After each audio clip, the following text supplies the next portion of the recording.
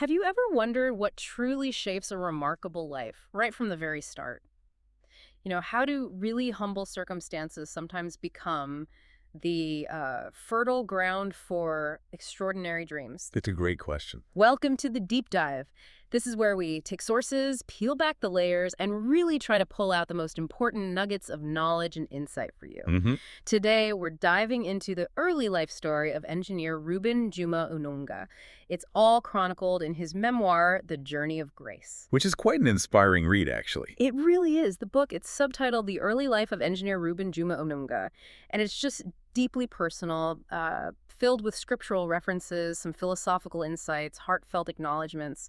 It's all woven together by Reuben himself. Yeah, and his wife, Mills Natina, she wrote the foreword too, which adds another layer. Exactly. It's a powerful testimony, really, of unwavering faith, profound resilience, and just this relentless pursuit of a dream that started in, well, the humblest of beginnings. hmm So our mission today is to uncover the key moments, the pivotal lessons from Reuben's journey. We're talking from dusty Kenyan villages all the way to the halls of a prestigious university. Right. And we want to see what foundational truths maybe we can glean about living a life of purpose, no matter where you start from. Okay, so let's unpack this. Okay. Well, what immediately strikes me right from the beginning is how Reuben grounds his whole story in this deep sense of divine purpose. hmm He actually cites Jeremiah 29:01, "For I know the plans I have for you."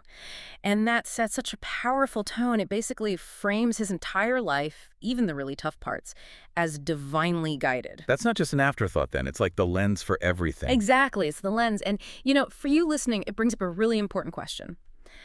How do your own earliest beliefs or guiding principles, whatever they might be, how do they shape the way you see and navigate life's challenges? That's a really great starting point because it underlines the framework for his whole journey, doesn't it?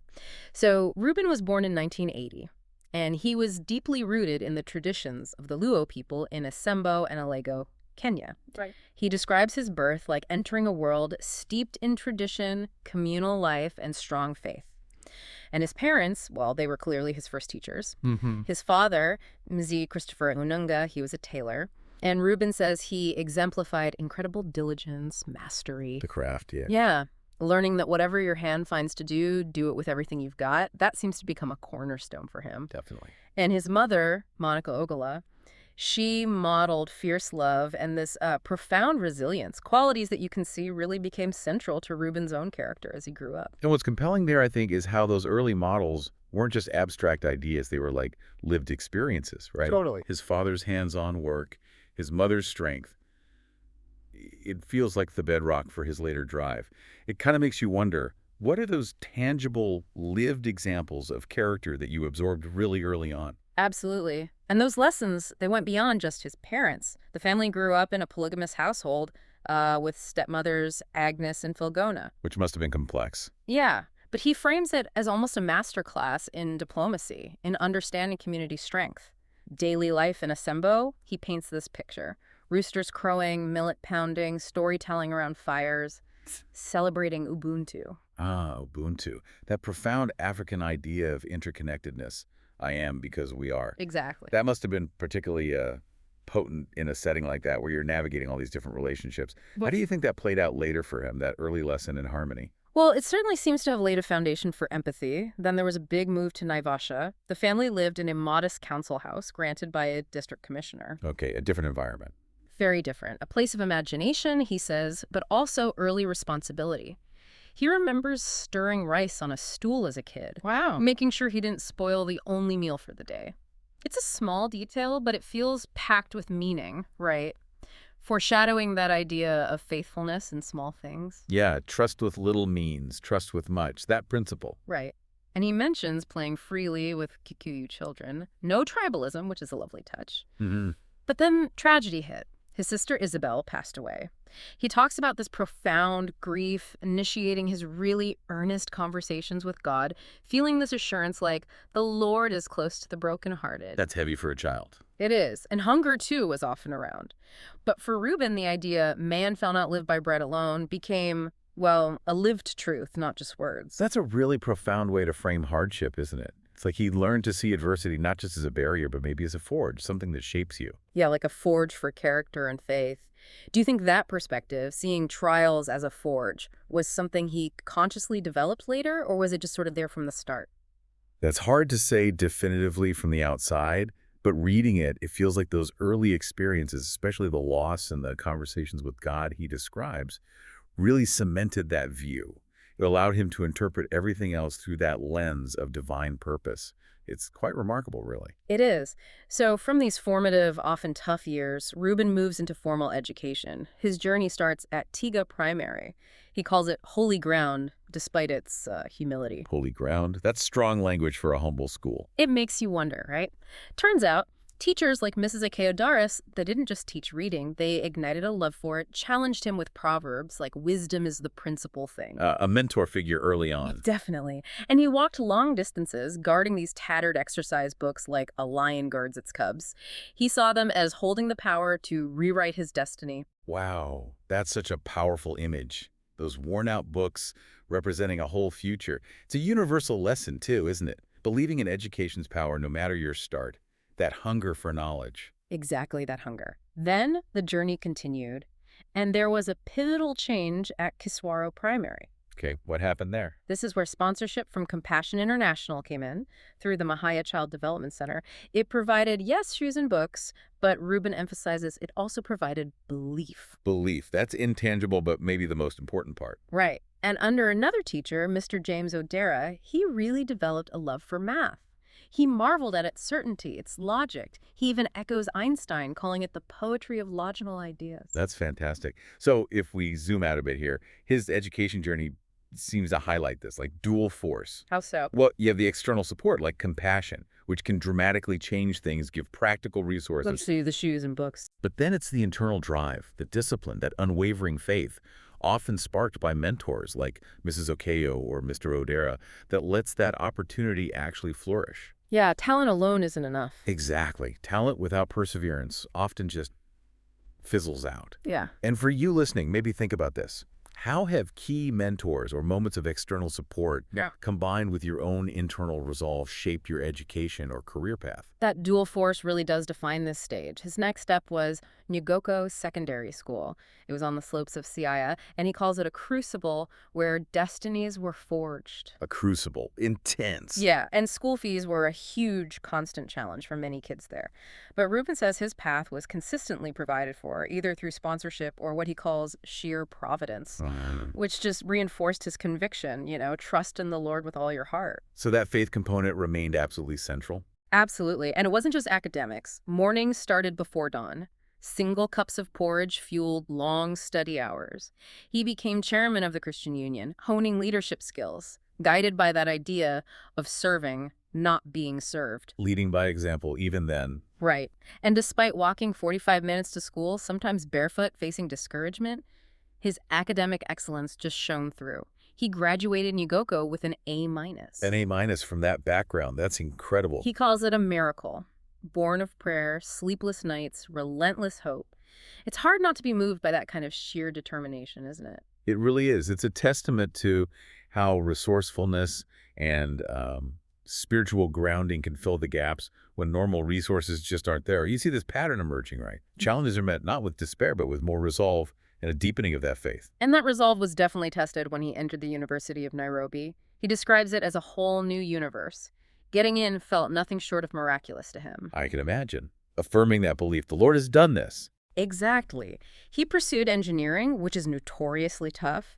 He mentions sleepless nights, intense academic pressure. Standard for engineering, I suppose. Pretty much. But the financial struggles didn't go away, even with bursaries and loans from HELB, the Higher Education Loans Board. Right, university's expensive. He actually recounts skipping meals sometimes just to afford photocopying lecture notes or making a single loaf of bread last for days. Wow, that's rough. But listen to this. He says it cultivated gratitude. It reinforced his belief that he who began a good work in you will carry it on to completion. It's an interesting take on hardship, isn't it? Like the challenges deepened his appreciation. Absolutely. Yeah. It reframes what sounds like deprivation into a lesson in gratitude and relying on something deeper. What's really striking here is that consistent theme. Trials aren't roadblocks, they're setups for comebacks. Setups for comebacks. I like that. Yeah. And this perspective, reinforced by his faith, let him see even the hardest parts as essential for his growth. It wasn't about avoiding hardship. It was how he responded. And, this raises a question for you, the listener. How can viewing challenges as opportunities for growth fundamentally change how you navigate, say, career uncertainties or personal responsibilities? Good question.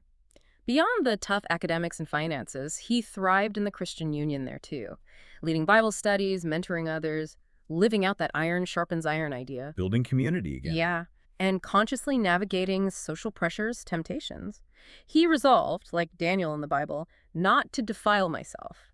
Then graduation felt like reaching a mountaintop. A huge achievement. But then the uncharted waters of the professional world brought new tests. Job hunting was humbling, lots of polite rejections, doors firmly shut. The classic graduate experience for many. Totally. So he embraced internships, diverse roles, sometimes stuff unrelated to engineering just to survive, applying that early principle. Again, faithfulness in small beginnings. He had heavy responsibilities for his family, often walking long distances to work, and he shares this vivid memory. Stumbling into a chapel one day, feeling really discouraged, Yeah. and hearing the hymn, "Great is thy faithfulness," it just powerfully reminded him of his conviction, that promise, "I am with you always." Wow. That moment, hearing that specific hymn at a low point, Hmm. it really shows how those spiritual anchors worked for him.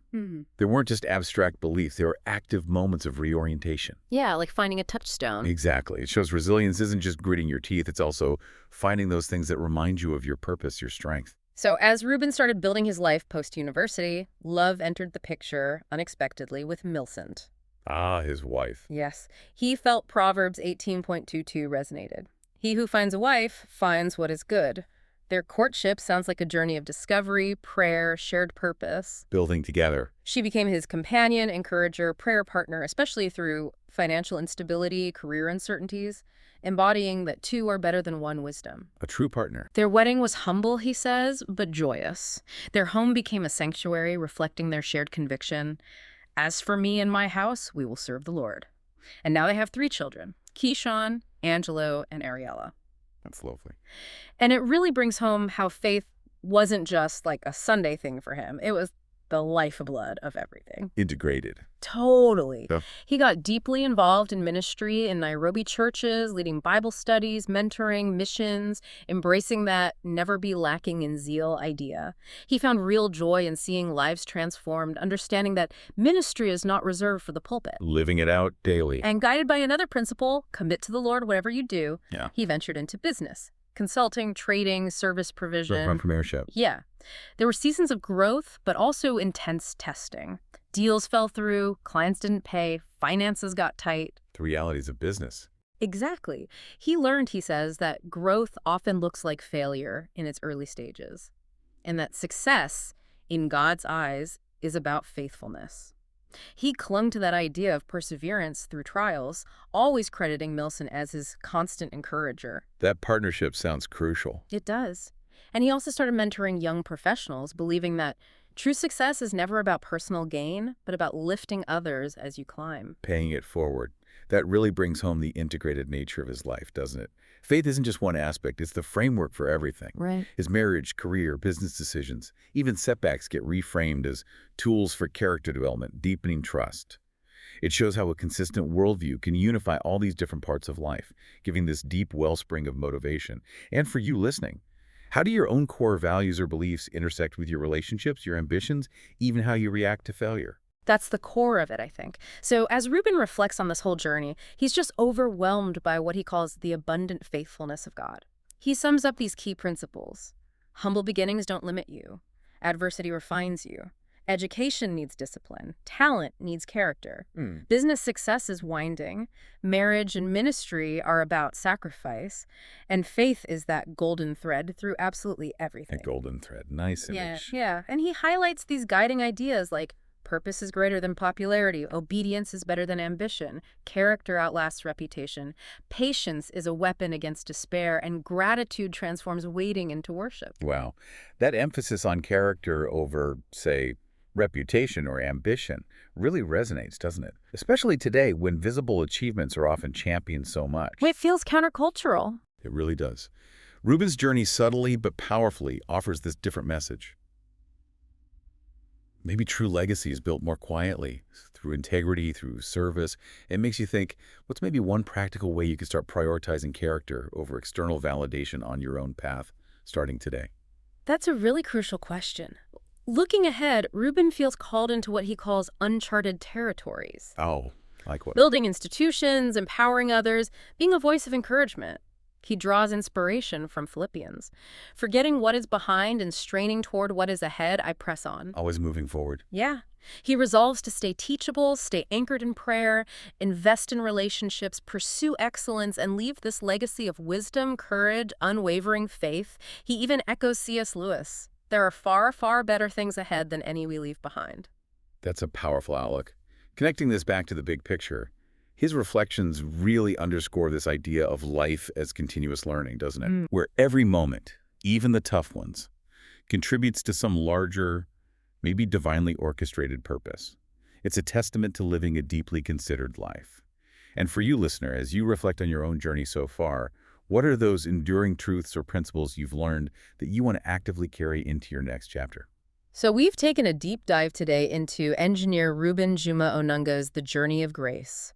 We've explored how a life steeped in faith unfolds through humble beginnings, that relentless educational pursuit, navigating professional challenges, and building a life on love, ministry, and even entrepreneurial spirit. It's quite a story. It is. Reuben concludes this part of his story saying, "The journey continues. To God be the glory." And for you, our listener, maybe consider this. What first half lessons from your own life are you carrying into your next chapter? And how might they shape the legacy you choose to build? Food for thought. Definitely. Thank you for joining us for this inspiring deep dive. We really hope it's given you some powerful insights and maybe even a spark for your own journey ahead.